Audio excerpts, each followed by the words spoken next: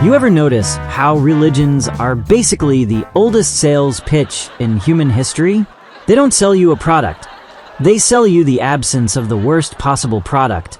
Hey, buy this worldview, and you won't burn forever. It's like the ultimate negative option subscription. No thanks means eternal barbecue. Hard pass. But the real genius is the upsell, because nobody signs up just to avoid the basement.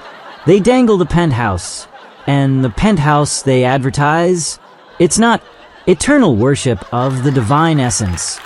No, the brochure says, you get to see your kids again, your parents, your spouse, everybody you actually liked. One big, tear-free family reunion that never ends. You walk into church, funeral, whatever, and the minister's voice drops to that velvet register.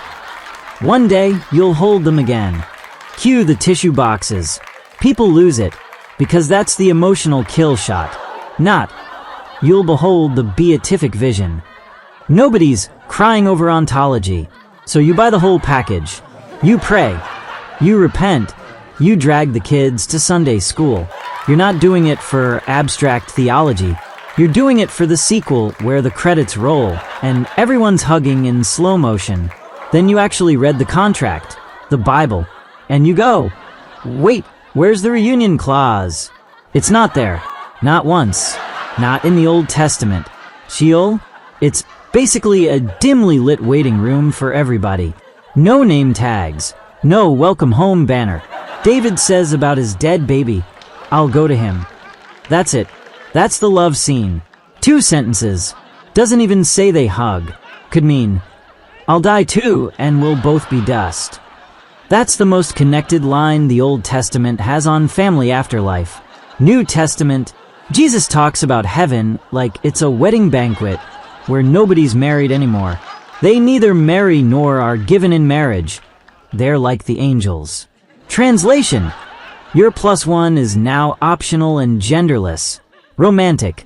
Paul, the guy who wrote half the user manual, says in Thessalonians, we'll be caught up together with them to meet the Lord.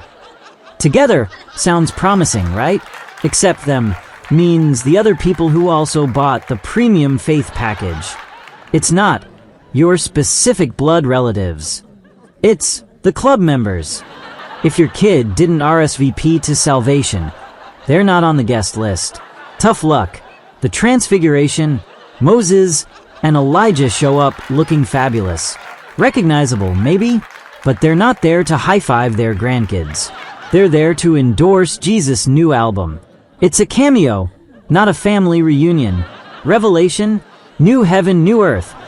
God wipes every tear. Beautiful, but it never says.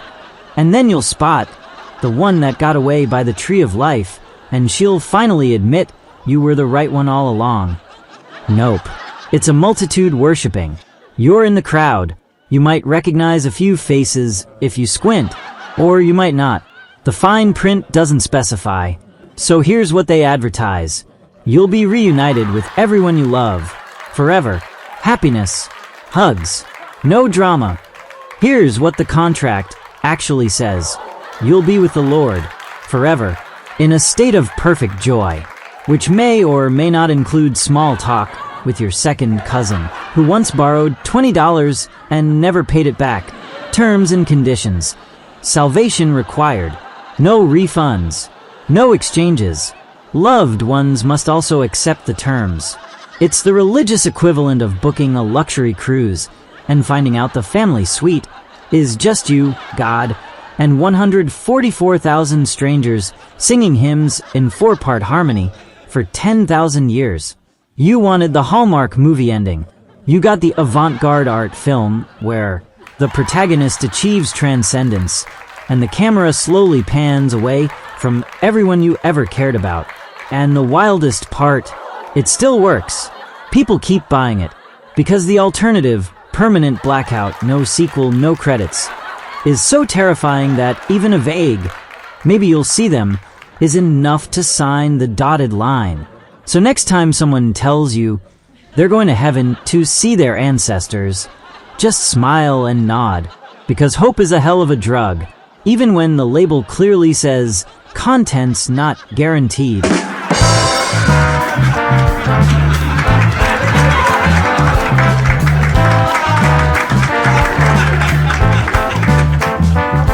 On the dance floor there's a funky dancing, got it going on.